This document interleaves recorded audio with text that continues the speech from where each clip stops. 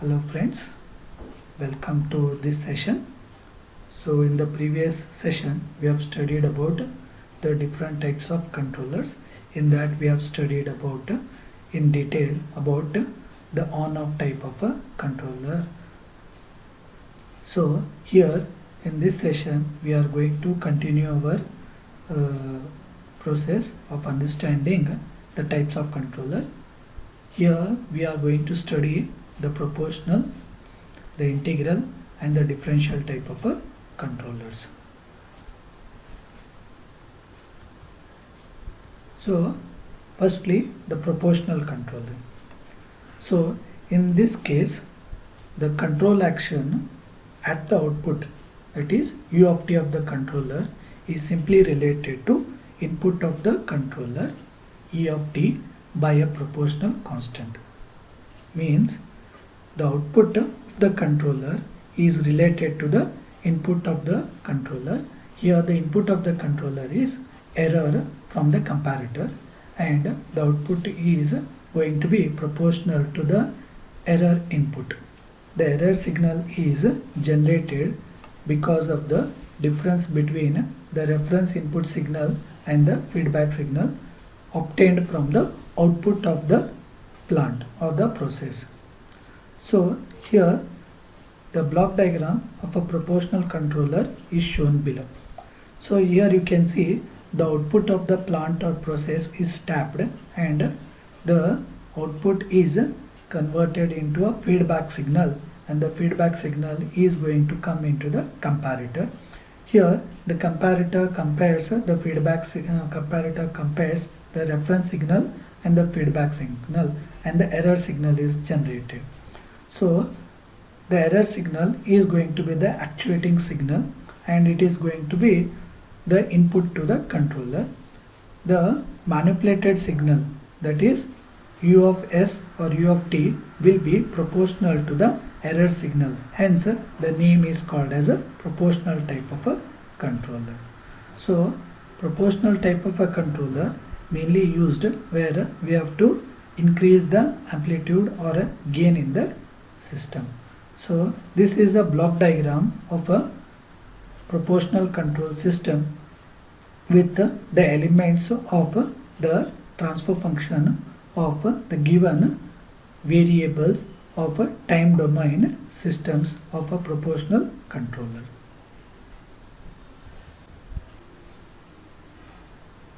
P action or a proportional control action is mainly used to output a manipulated variable, that is a controlled output variable, to the deviation in order to decrease the deviation between the process value and set value. Means here in this type of a controller what we are trying to do is in the time and the process value graph we can see, or the variable graph we can see, we are having a set point. This is a set point, that is the reference value, and as we are going to give the input and we are getting the output, this is the process value. So process value is gradually increasing, so proportionally it is increasing for following the linearity. So here we can see there is a deviation, so this is the deviation.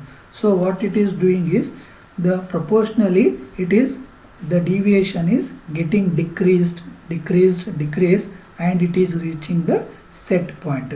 So the deviation which gets decreased between the process value and the set value is, this is the proportional zone with respect to the error input whatever we are going to get. After reaching to the set point, it is again increasing the process value. If it increases beyond the set point, that particular range above the set point value, we call it as a overshooting, and again it is going to deteriorate or decrease down, and after certain duration of time it peaks up. So this is happening in the range of the set point.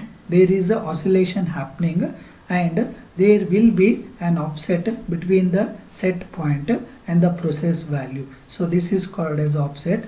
There are wide ranges of proportionality band. So this curve is a narrow proportionally band set, and here this curve is a wide proportional band is set, and the duration from the overshooting till the settlement, this one we call is a haunting process.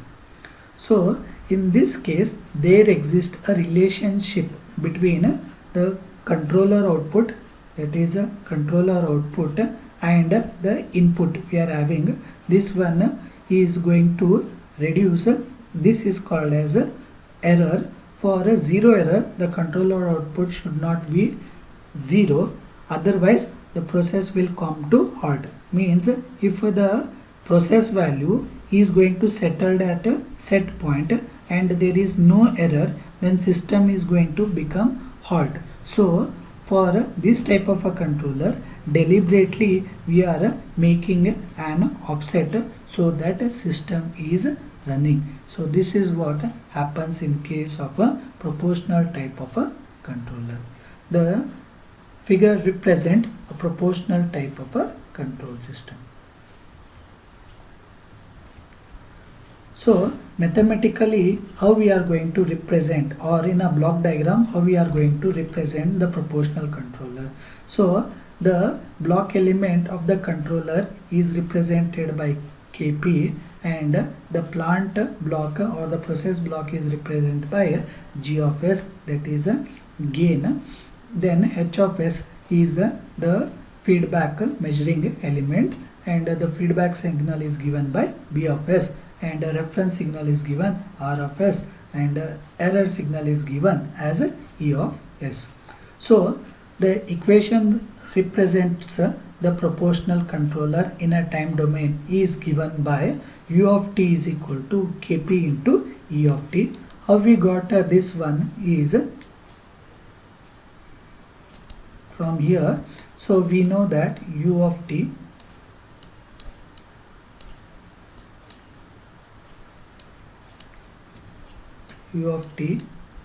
is directly proportional to error function E of t. To remove this proportionality, we bring one constant, that is k, and we name this as a proportional constant Kp into E of t. So this is how we get the relationship between output and input. So it is t which is in a time domain,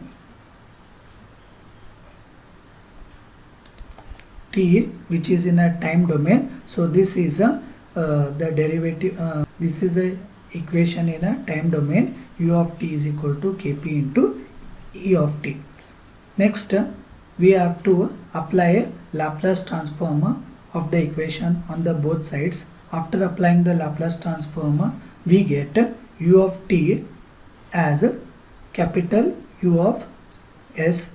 S is small s here, that is S domain. Kp is a constant, remains there itself only. E of t is replaced by a capital E of S. This is the Laplace transform of the above equation. Then we have to find out the transfer function of the proportional controller.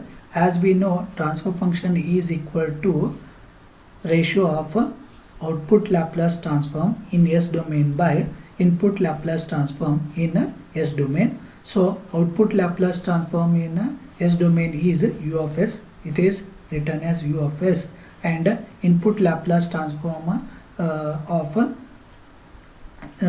is written as E of S. It is written of E of S. So Kp is equal to U of S divided by E of S. So this is the proportional type of a controller.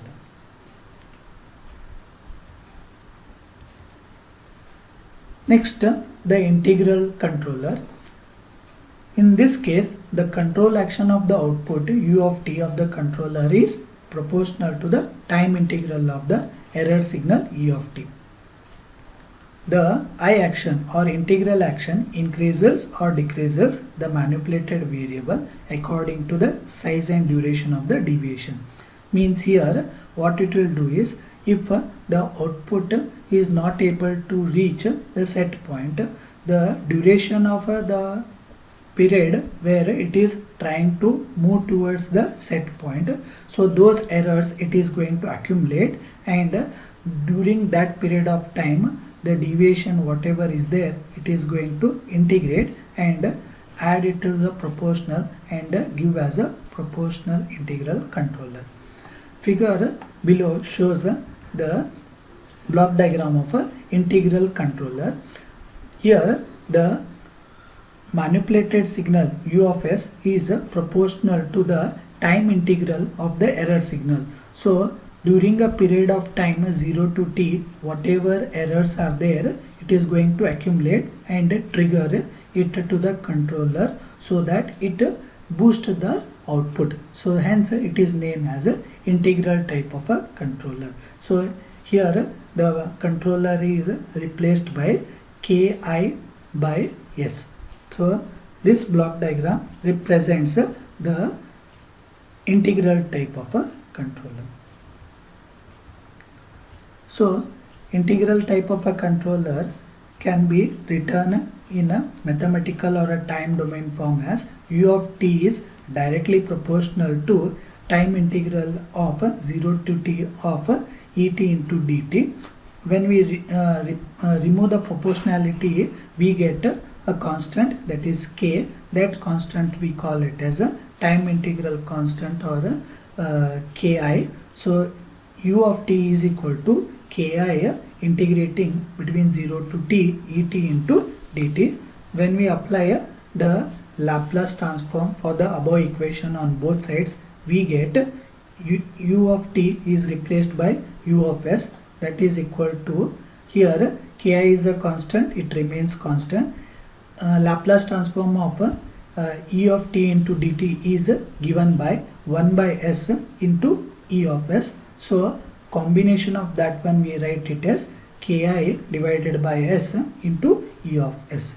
So later we have to find out the overall transfer function of the integral controller. So overall transfer function of the integral controller can be written as output of the Laplace transform by input of the Laplace transform is S domain, u of s divided by e of s, which is equal to ki divided by s. So this is called as a overall transfer function of a integral type of a controller.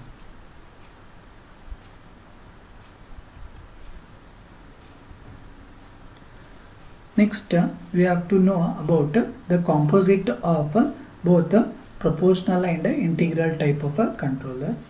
So in this case the control action at the output of the controller is proportional plus integral time integral of the error signal e of t. Means it is the addition of proportional type of a controller and the integral type of a controller, called as a composite type of a controller.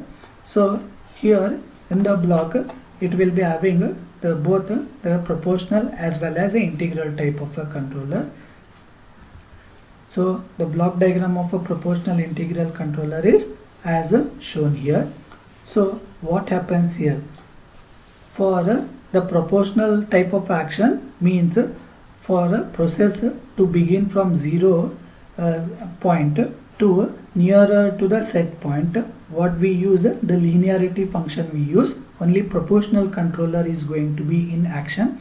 Then after certain duration of time we see that there is an error which is existing, which is trying to negotiate, that is error is prevailing, there is a offset. So during from this period of time till this period of time, whatever error is there, that error is going to be accumulated. Then proportionally what will happen, the integration of that error is going to overcome the offset, and offset ceases and offset ceasing will exist, and then proportional integral controller comes into action, and the process value is going to meet the set point. And in this case, what will happen, the offset is been reduced, or the error will be reduced using the integral type of a controller with the proportional type of a controller. So this diagram shows the curve of a proportional and integral type of a controller. So mathematically, the proportional and integral type of a controller is given as u of t is equal to the proportional kp into u of t plus, as I have told you, the time integral, so it is kp divided by ti, where ki has been replaced by 1 by ti. So time integral of 0 to t et into dt. So proportional plus proportional integral type of a controller this is. So when we apply the Laplace transform from the above equation on both sides, u of t will be replaced by u of s, kp, e of t is replaced by e of s, kp by ti is a constant. Integrating 0 to t et into dt, you will be equal to 1 divided by s, and e of t into dt will be equal to e of s. So here we are having kp and here kp, these are a proportional constant. We can take it as a common and rewrite the equation as 1 plus 1 divided by ti into s. Again in this one, e of s is a common, so it is taken on the other side, because we have to bring the overall transfer function in a relationship between output and input. So hence, for that reason, we are rearranging the equation. So the transfer function is given by u of s divided by e of s equal to kp into 1 plus 1 divided by ti of s. So where kp is equal to the proportional gain and ti is equal to the time integral. So where we are going to write it, we are going to write it in the block that kp equal to 1 plus 1 divided by ti into s. This is where we are going to write the proportional and integral type of a controller.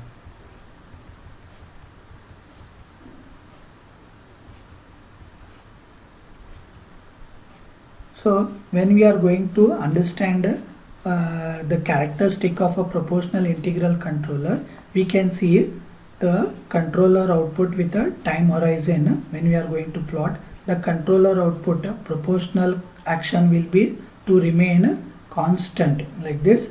The integral action is to accumulate all the errors and rise. So when we are having the composite, or when we are having addition of this one, the PI type of a controller will be like this. So it is following this type of a curve. So this is with respect to the characteristic of a proportional type of a controller with respect to error and time and controller output and time. This is the characteristic. So what are the characteristics telling is, it tells that because of usage of a proportional integral controller, it improves the steady state accuracy. Means it is going to have the set point accuracy very nearer to the set point. It increases the rise time, so response becomes slow, because we are waiting for addition or accumulation of the error, so it takes more time to response and becomes little slow, but it makes the response more oscillatory. So because of the addition of the error function, what happens here, it is going to become a little bit more oscillatory when compared to other type of a controller. Application wise, the PI mode completely removes the offset problem of a proportional mode, which we had seen in the first type of a controller, where we are seeing the sinusoidal type of output in a case of a proportional controller. This mode can be means the PI mode can be used in a system with frequently large load changes. Large load changes means suddenly there is a more amount of input we are giving, and what is happening, set value is changing from a very large range. So that time what happens, we are going to move proportionally up, error has to be negotiated. The process must have relatively slow changes in load to prevent the oscillation.